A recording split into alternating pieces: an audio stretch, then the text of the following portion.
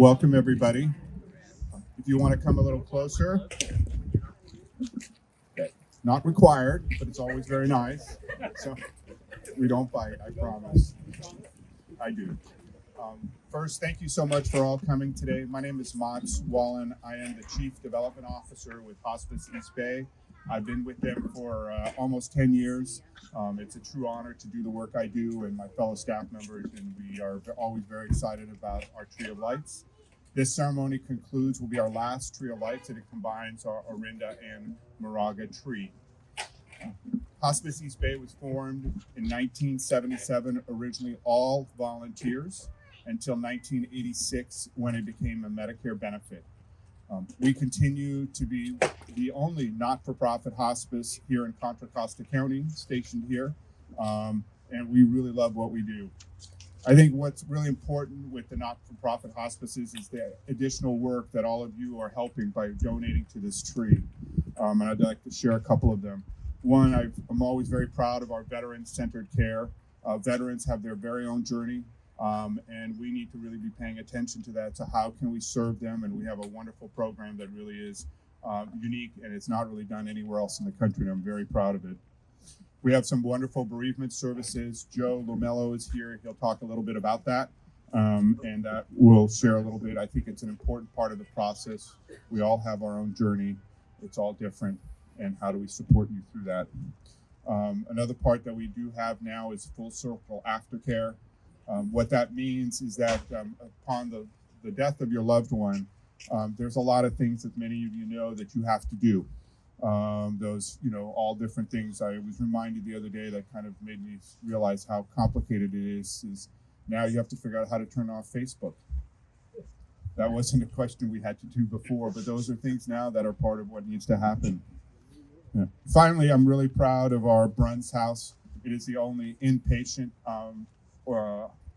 house. It has 6 rooms. It allows people who need that extra medical care to be able to access that care.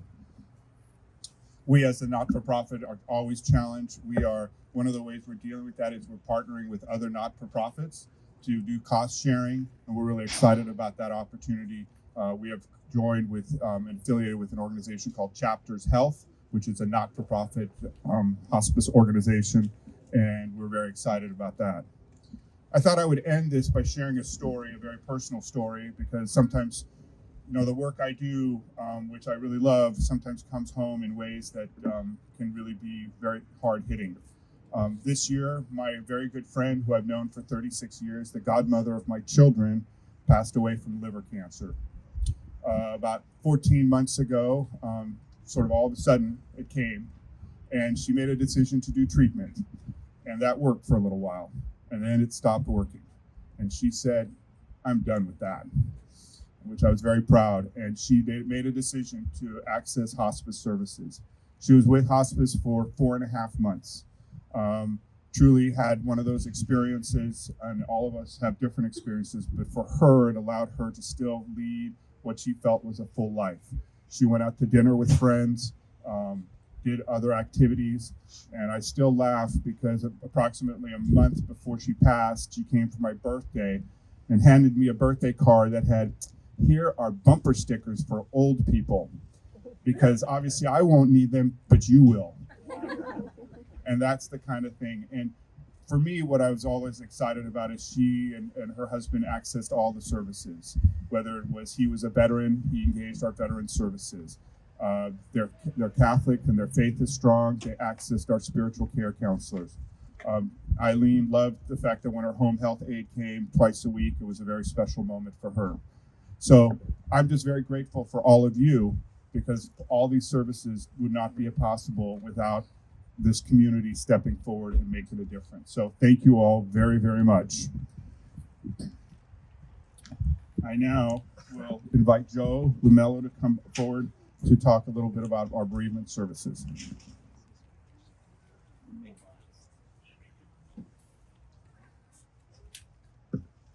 Good evening. Thank you for coming out on such a chilly evening.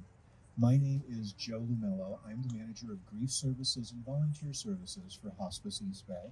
And before I start with my reading, I just want to remind everyone here if you are struggling with whatever emotions are coming up for you, dealing with the loss of your loved one, please know that our services are available. They are free of cost. And if you want more information, please feel free to talk to me after the event. We have more information up at the table. Just know that we're here if you need us.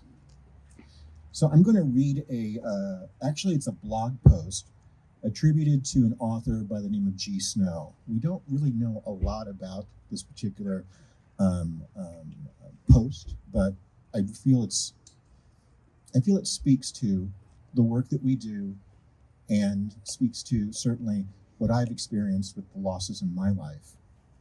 So it's entitled Shipwreck. All right, here goes. I'm old. What that means is that I've survived so far, and a lot of people I've known and loved did not. I've lost friends, best friends, acquaintances, co-workers, grandparents, mom, relatives, teachers, mentors, students, neighbors, and a host of other folk. I have no children, and I cannot imagine the pain it must be to lose a child. But here are my 2 cents. I wish I could say you get used to people dying. I never did, and I don't want to. It tears a hole through me whenever someone I love dies, no matter the circumstances. But I don't want it to not matter. I don't want it to be something that just passes. My scars are a testament to the love and the relationship that I had for and with that person. And if the scar is deep, so was the love. So be it.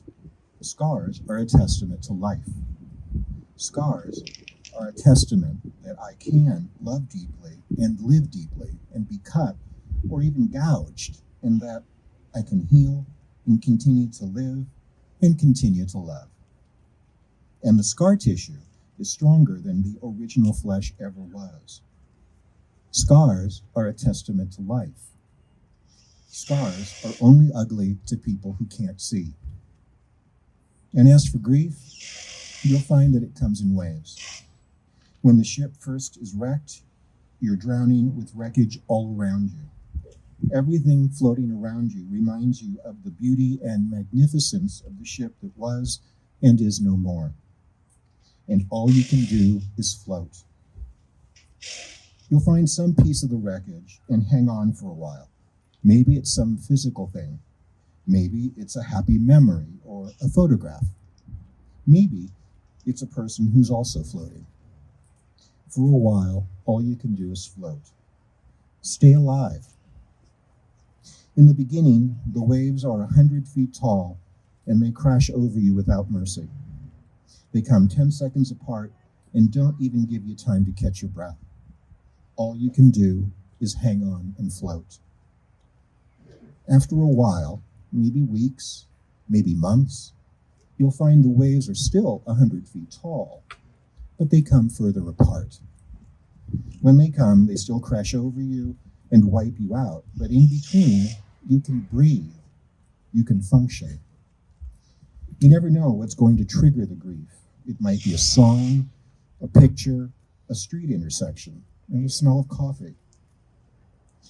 It can be just about anything, and the waves come crashing. But in between the waves, there's life. Somewhere down the line, and it's different for everybody, you'll find that the waves are only 80 feet tall or 50 feet tall. And while they still come, they come further apart. You can see them coming, an anniversary, a birthday, or Christmas, or landing at O'Hare. You can see it coming for the most part and prepare yourself. And when it washes over you, you know that somehow you will, again, come out the other side, soaking wet, sputtering, still hanging on to some tiny piece of the wreckage, but you will come out. Take it from an old guy. The waves never stop coming, and somehow you don't really want them to, but you'll learn that you'll survive them, and other waves will come. and you'll survive them too. And if you're lucky, you'll have lots of scars from lots of loves and lots of shipwrecks. Thank you.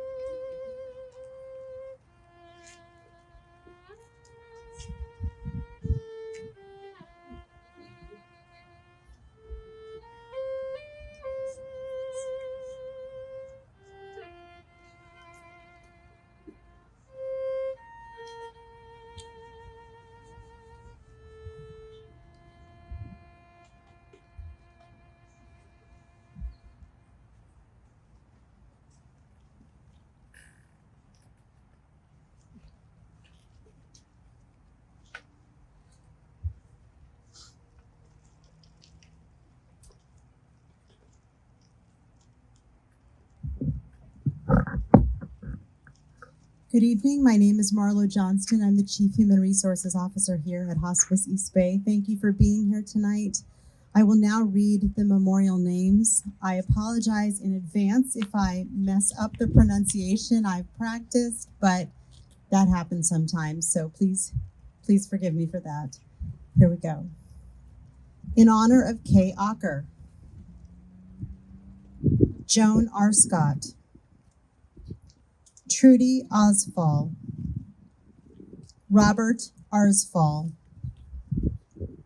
Doris Arsfall, Jack Babcock, Lois Bailey, Cecil Barnes, Mary Becker, James Black, Gordon Blampied, Bill and Ginny Boyd, Cedric Brady, Robert Bridges, Rose Bridges, Jane and David Briggs, Evelyn Brocchini, Kitty Brown, Patricia and Charles Brown, Janos Brezek, Clara Cummins, Joseph Doherty, Dorothy D. Young, Al Diaz, June Diaz, Charles Entrekin, Jim Evans, Virginia Evans, Beth Farrington, Eric Nelson Falstrom, Bob Foskett, Walt Foskett, Daniel R. Gray, Kevin B. Haraborda, Willard and Josephine Hinckley, Stephen Roy Holbrook, J.P. and Margie Hall, Virginia Huffman, Jack Jennings, Anne Marie Jordan, Thomas Jordan, Albert Calgian, May Calgian, Agnes Keim, Otto Keim, Dorothy Lancella, Patricia Lezak, Carolyn Lilly, Earl and Mary Litzenberger, Kendrick Louie, Laura Louie, Murray Lowenstein, Jerry Lowenstein, Lee Lowenstein, Jackie Lowenstein, Ed Lucas, John Leon, Lee and Jean Mackler, Douglas Manning, Thomas Marcin, Dawn Marie Yates, Barbara McClure, Hilda McCorduck, Doris McMullen, Mildred McNulty, Gordon McNulty, Pat Meyer, Donald Moore, Nita Mossman, Tom and Dottie Nason, Jacqueline Newman, Teresita Percy, Frank and Gloria Riley, Richard Dean Renner, Wally and Ruth Riddell, Kay Rywarts, Mikey Rayovic, Rita Rayovic, Norman Roth, Andrew Thomas Rudd, Deshaun Rykovsky, Edward Searby, Greg Shortway, Alan Schraffman, Priscilla and Ken Solberg, Harold S. Steinberg, Dick Swatland, Bobby Tesler, Nettie Theodosi, Tom Tybalt, Megan Mary Trainer, Brian Michael Walsh, Lee Wiener, Joan and Phil Whitehorn, Eloise Weirman, Oliver Williamson, Dolores Williamson, Bob Wills, Joyce Wilson, James Winkle, Leroy Wilson, Charles Tip Yeager, Don Yancey, Bill Young, and Mary Young. Thank you.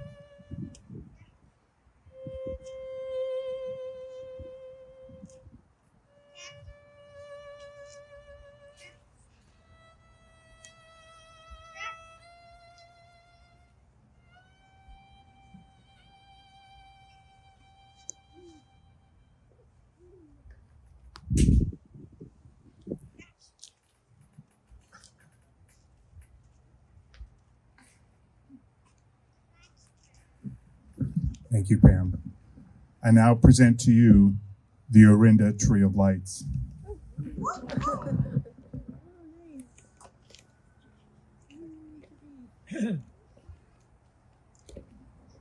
So this tree will be lit throughout the holiday season. I encourage you to look up and find a light, make that your light. And when you drive by this place, look up on this tree and think about your loved one.